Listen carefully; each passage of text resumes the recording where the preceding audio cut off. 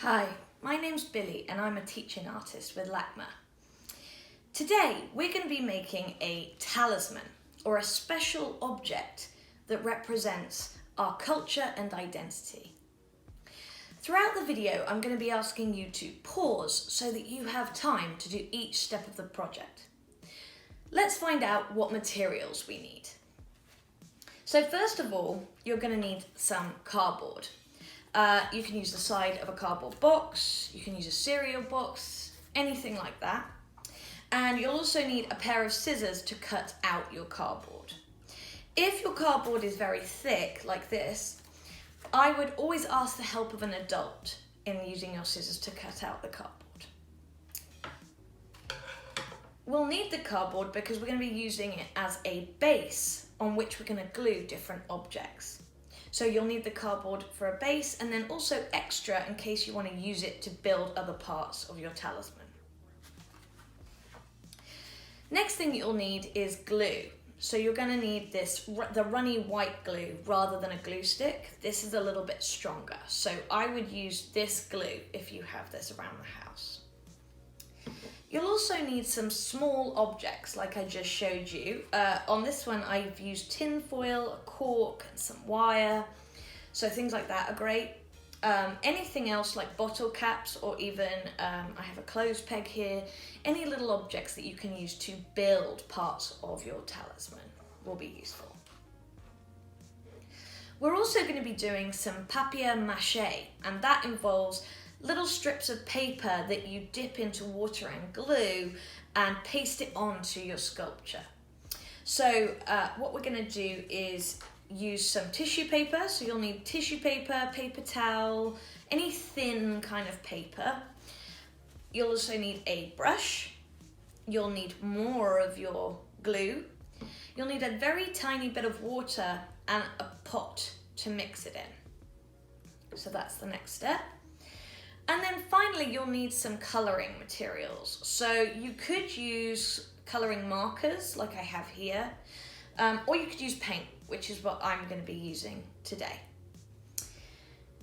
Before we get started, let's head over and find out a little bit about the object from LACMA's collection that inspired this project today. This is a small amulet made from a type of stone. It was made in Egypt in 1166 to 1160 BCE. That's around 3,000 years ago. Does the shape remind you of anything? A certain creepy, crawly creature, perhaps? That's right, it's a beetle, a scarab beetle. The scarab beetle is also known as the dung beetle. The dung beetle is well known for its strength and perseverance in pushing its food, a giant ball of dung, towards its burrow. The Egyptians believed that a giant scarab beetle would push the sun from the east to the west across the sky every day, just like it pushed the dung towards its burrow. For that reason, the scarab was a symbol for the sun god Re and Khepri. The amulet was believed to lend the sacred beetle's power to its owner. On the other side of the amulet, we can see engravings. What does it look like to you? Can you see a picture of a figure holding a curved rod, otherwise known as a scepter? The figure is believed to be the Egyptian goddess Ma'at, who personified truth, harmony, law, and justice. By looking at objects like this, we can learn about the ancient Egyptians, about their beliefs and the way that they see the world. So inspired by the little scarab beetle, we are going to make our own object that tells a story about our culture and identity.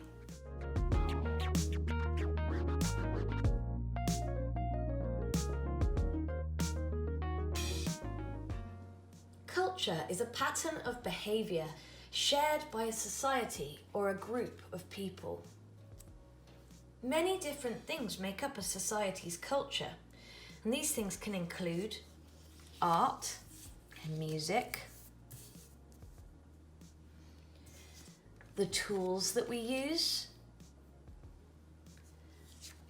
the languages that we speak, the clothes that we wear, our beliefs or religion, and the food that we eat, as well as our customs and traditions. When you're deciding what kind of talisman or object to make, think about your culture. So for example, I'm from the United Kingdom and we like to drink a lot of tea. So I decided to make a talisman in the shape of a cup of tea. When I think about drinking tea with friends and family, it always reminds me of sitting and telling stories and sharing feelings and ideas. So pick an object that reminds you of something really special, or brings up certain memories that are important to you, important to your family, and really says something about who you are. So think of an object that will be really special to you. So why don't you now grab your materials, pause the video if you need to, and let's get started. To start my talisman, I'm going to build it out of cardboard. So the first thing I'm going to do is draw some shapes onto my cardboard that I'm going to use to build my talisman.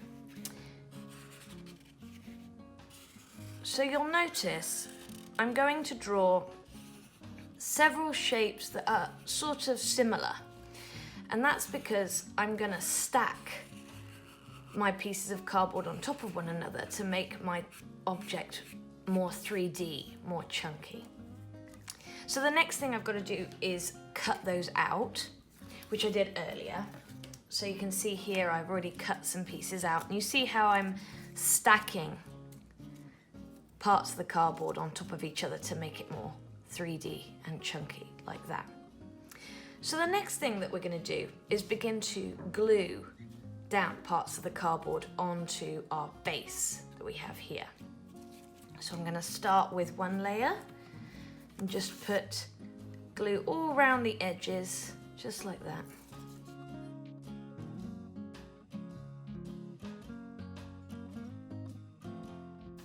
So you'll notice that mine's a little rough around the edges, but that's okay because I'm going to cover mine up with some paper later, which I'll show you. For now, I'm going to add some more details to my object. I have a button here that I'm going to use to give a little detail to the front. And I'm going to use some wire folded over lots of times to create the handle to my cup, like this.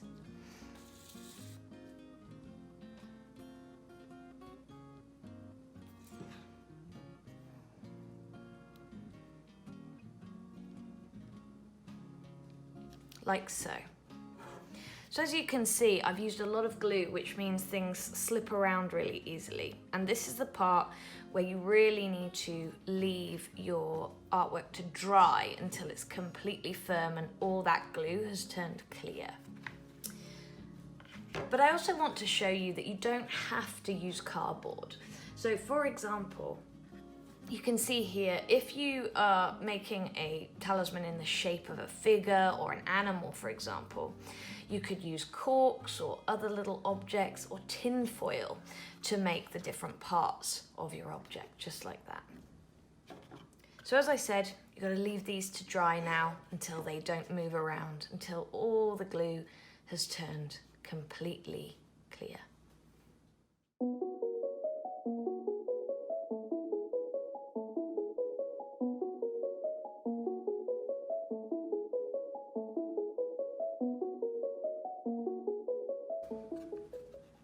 Once your talisman is dry, if you're happy with it, you could leave it just like this. But I'm going to add what's called papier-mâché to mine because I think it gives a really nice finish, it makes it stronger and kind of ties the whole thing together and gives my object a nice texture. So this might get a little bit messy, so you might want to put some plastic or paper down. I've taken my tissue paper or paper towel and I've ripped it into little strips, just like this. And then you're going to want to make your glue and water mixture. Now, you want it a little bit runnier than the glue comes in the bottle, but not too runny. You don't want it too watery. So I've put a little bit of glue in the bottom, and I'm going to put just a tiny splash of water, really small amount. Oh, there we go. And I'm going to mix it around. You can see here that it needs to be really well mixed. But you can see it's not completely runny. It still has a little bit of that white gluiness to it. So that's the kind of consistency you want.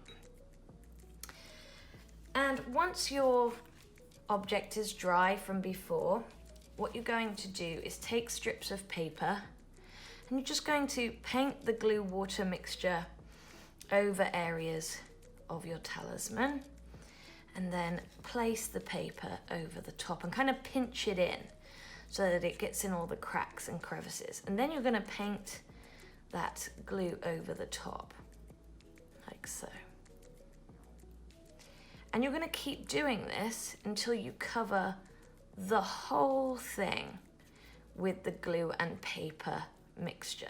And you can kind of keep adding layer upon layer until your object is completely covered.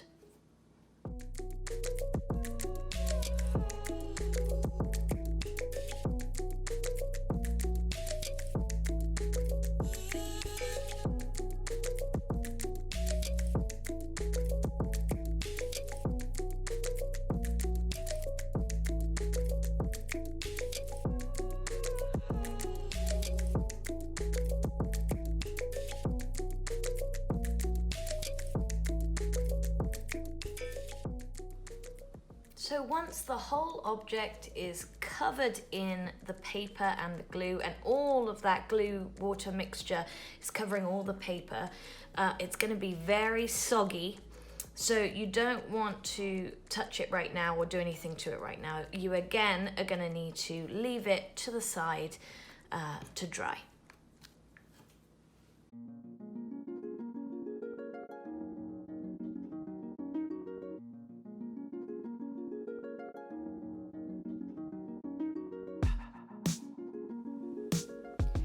Now that my glue and water mixture has dried, the paper has turned hard. See? Leaving a really nice textured shell over the surface of my object. So now all that we have to do is cut our shape out. I mean, if you like the border, you can keep the base as it is, but I kind of want to cut mine out.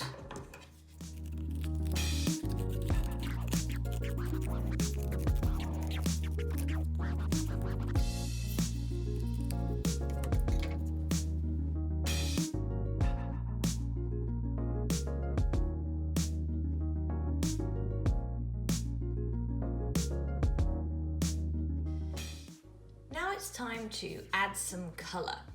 If you've coated your object in the paper and glue, like I showed you, you can actually use marker pens to add colour. But for today, I'm actually going to use some paint. So when you select your colours, try choosing colours that represent your culture and identity.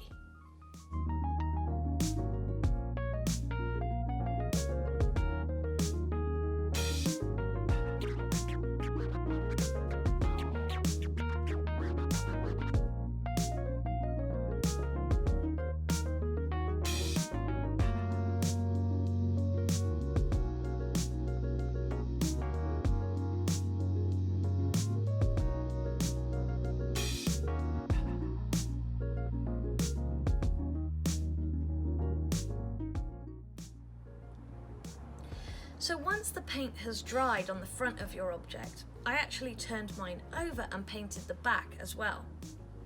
Just like the scarab beetle that we saw earlier, you can inscribe the back with symbols, pictures and words that tell us more about your culture and identity and that are important to you.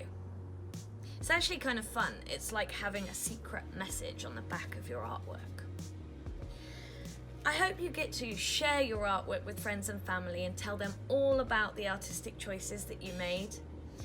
And for now, I want to say keep making art, keep being creative, and I look forward to joining you for future art making projects. Bye-bye for now.